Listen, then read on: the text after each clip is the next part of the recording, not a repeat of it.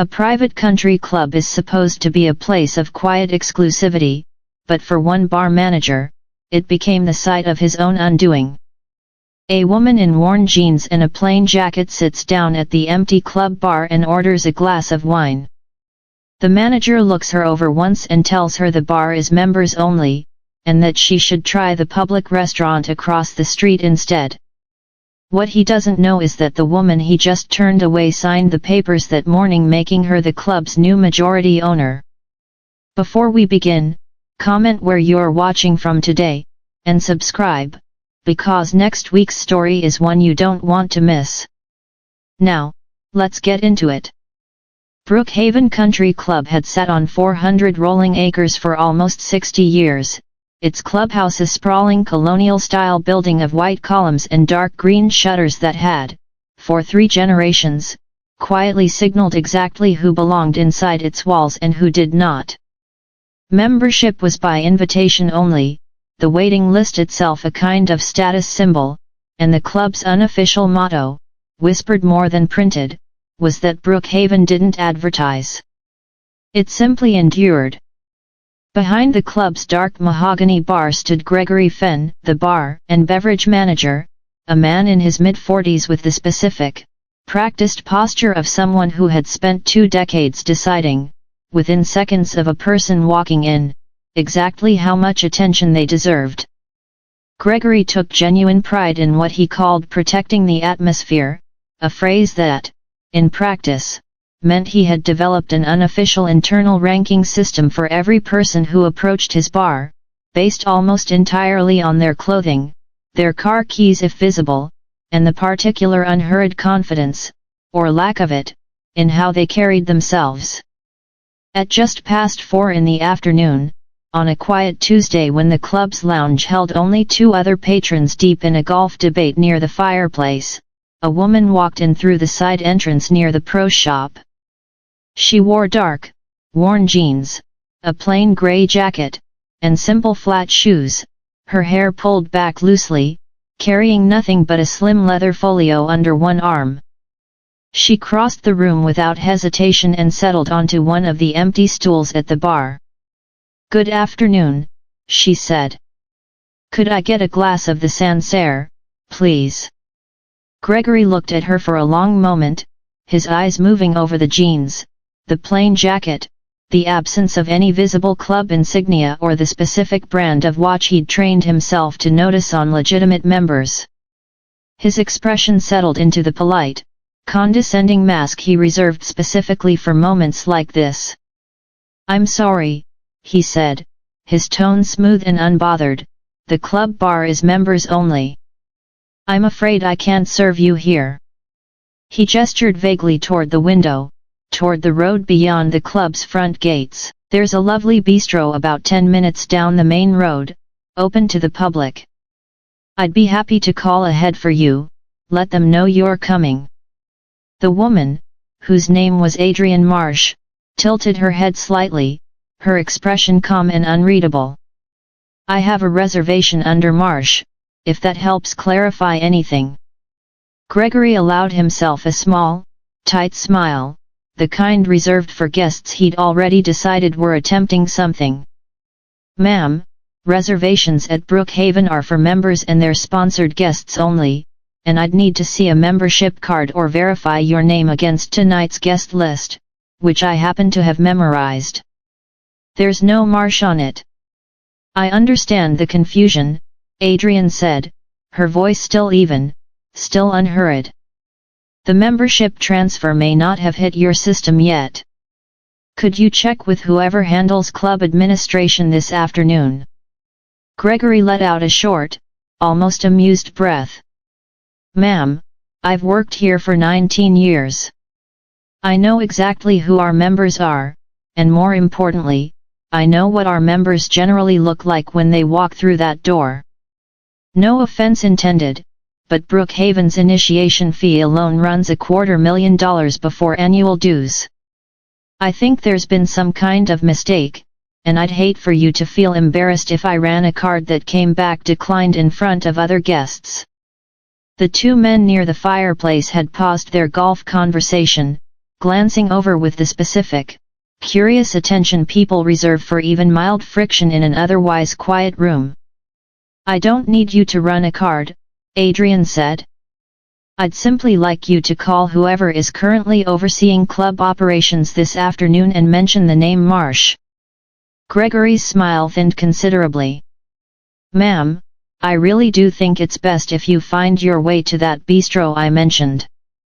I say this kindly.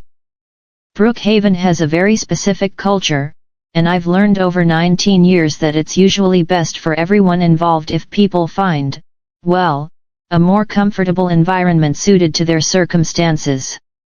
It was at this moment that a man in a navy blazer, moving briskly from the direction of the club's administrative offices, entered the lounge, a tablet tucked under one arm and an expression of barely contained urgency on his face.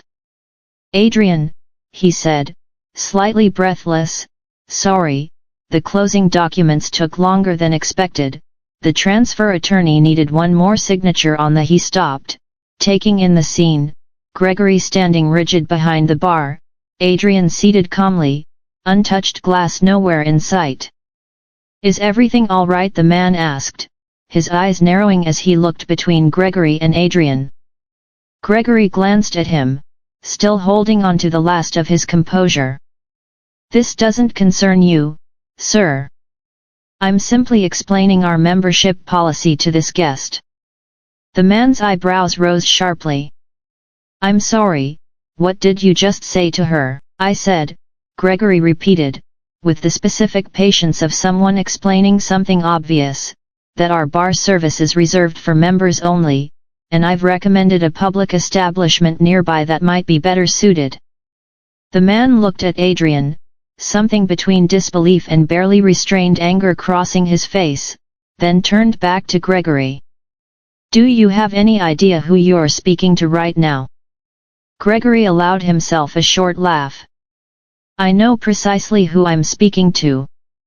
A guest without a membership attempting to order a $22 glass of wine at a private club." "That reservation," the man said, his voice dropping into something quiet and precise, "was placed under Marsh because as of 11:40 this morning, Adrian Marsh became the majority owner of Brookhaven Country Club, through the acquisition of Fairview Holdings' controlling stake. Which, in case that means nothing to you, happens to be the parent company that has owned this club since 1987. Every column outside. Every bottle behind that bar. Your paycheck."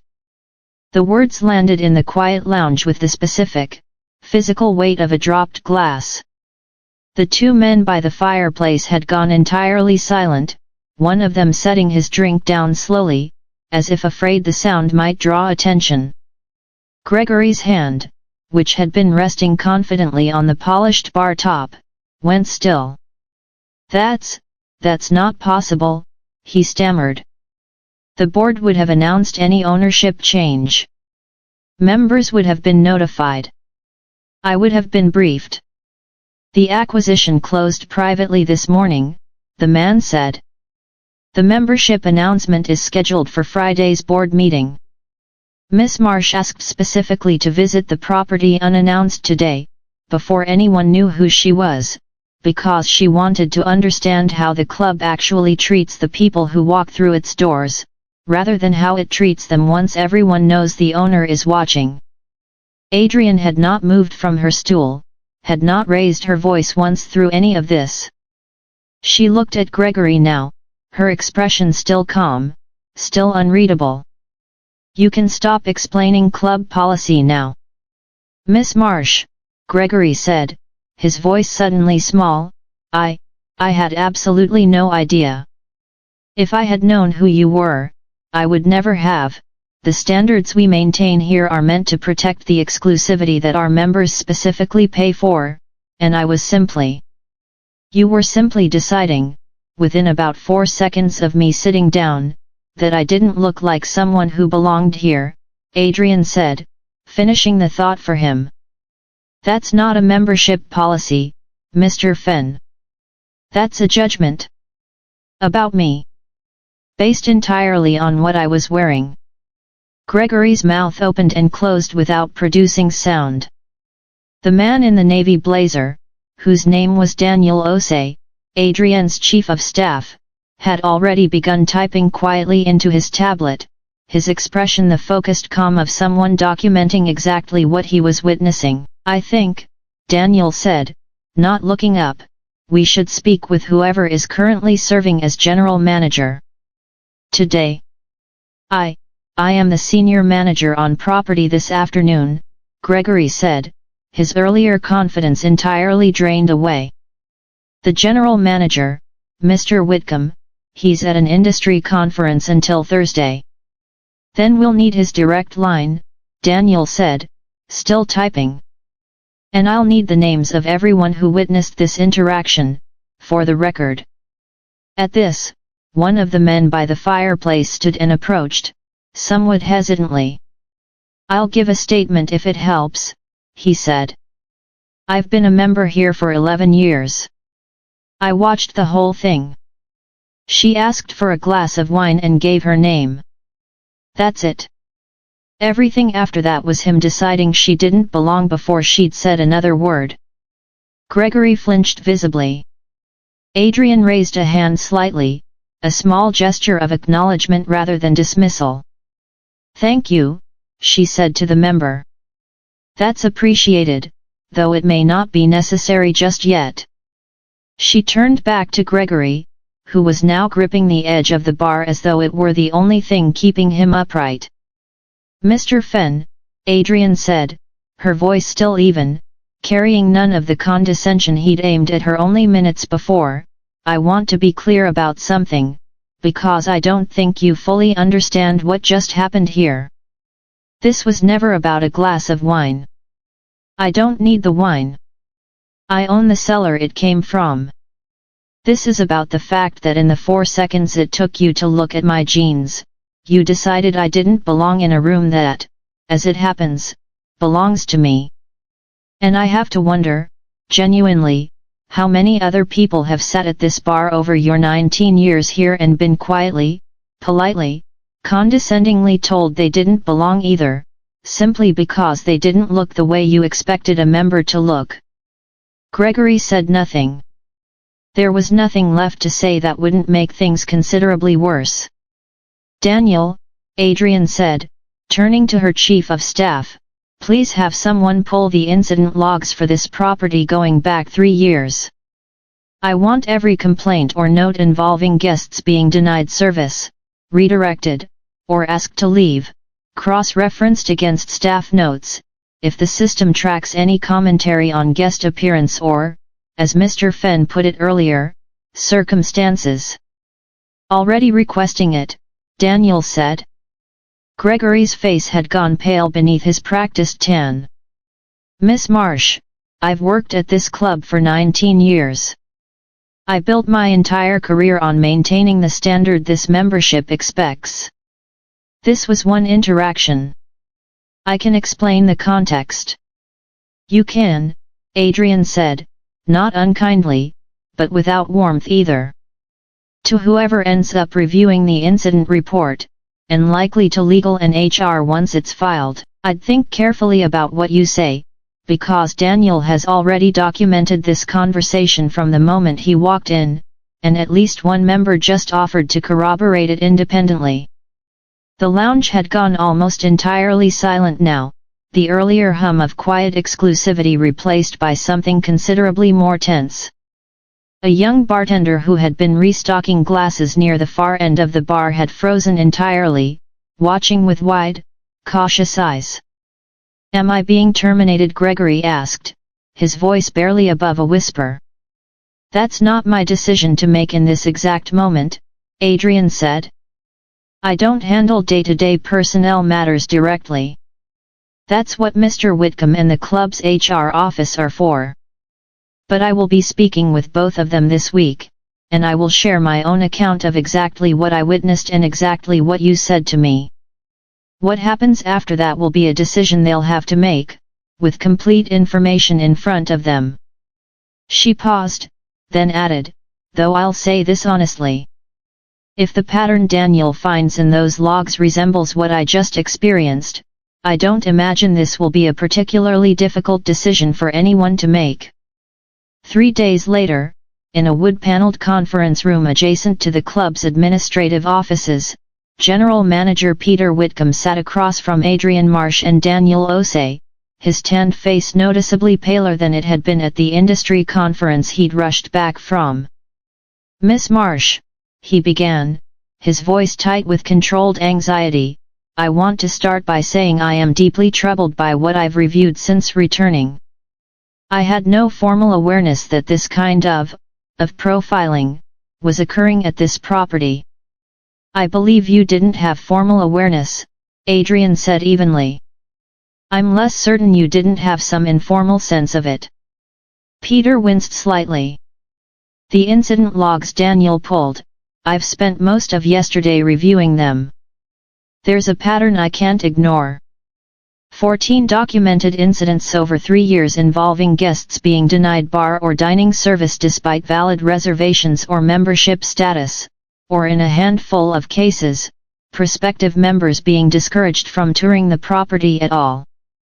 11 of those 14 incidents involved staff notes describing the individual as, and I'm reading directly here, likely non-member, inconsistent with club profile, or in 2 particularly troubling cases, notes that referenced the guest's race directly as a factor in the staff members' decision to question their membership. And Gregory Fenn's name, Adrian said, appears on how many of those 14? Peter exhaled slowly. 10. The room sat in heavy silence for a long moment. "I want an independent audit of every membership interaction across the club's front-of-house staff," Adrian said, turning to Daniel.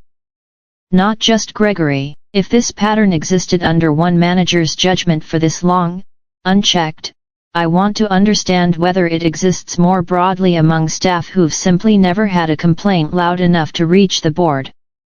"I'll have the audit team engaged by Monday," Daniel said, already making notes. "And Mr. Fenn?" Peter asked carefully. Adrian considered this for a long moment. "I'm not interested in ending someone's career over a single conversation, even an ugly one. But 10 incidents over 3 years, all following an identical pattern, isn't a single conversation. That's an established practice, one this club apparently tolerated because it never generated a formal complaint loud enough to force a real reckoning, until today." "So termination," Peter said quietly. "That's a decision within your authority as general manager, based on the club's own personnel policies and the evidence in front of you," Adrian said. "But I'll be honest with you. If he remains on staff after this, I'll want a very clear understanding of what accountability looks like beyond a documented warning, because documented warnings apparently didn't interrupt this pattern after Incident 1, or Incident 6, or Incident 10. 6 weeks later, Brookhaven Country Club's board approved a full policy revision across its membership and hospitality operations, including mandatory bias awareness training for all client-facing staff, a confidential guest feedback channel routed directly to the board rather than filtered through department managers, and a formal documentation requirement for any instance of a guest being denied service or redirected, requiring justification beyond staff discretion alone. Gregory Fenn did not return to Brookhaven. The specifics of his departure were handled quietly through the club's HR office, though within the tightly connected world of private club management, word travels regardless of how quietly a matter is handled. Adrian Marsh never commented publicly on the incident, declining the handful of interview requests that surfaced after a member's account of the woman who bought the club being told to try the bistro down the road instead gathered unexpected attention within local business circles. When asked once, briefly, by a regional business journal why she'd chosen not to identify herself immediately at the bar, she offered a simple answer.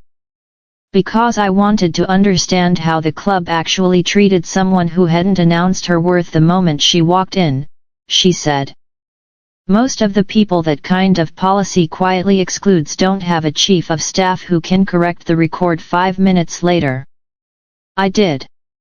That's not something everyone gets. If you've ever been quietly judged, redirected, or dismissed by someone who decided your worth before bothering to actually find out, remember this: the people who make that judgment rarely imagine the moment it might come back around, and they almost never expect it to arrive as calmly, and as thoroughly documented, as it usually does. If you enjoyed this story, subscribe to Silent Empire for more true-to-life stories of quiet power and the moments it finally speaks up. New story every week. See you in the next one.